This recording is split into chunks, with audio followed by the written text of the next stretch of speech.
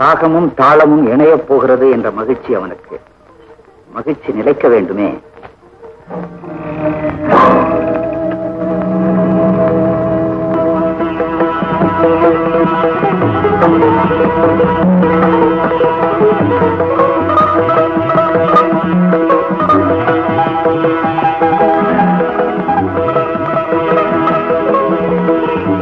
யாரு நீங்க?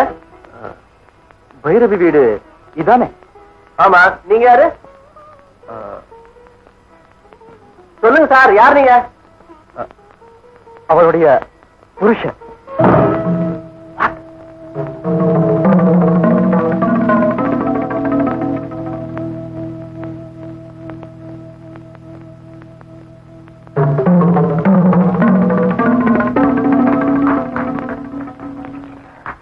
என்ன சொன்ன?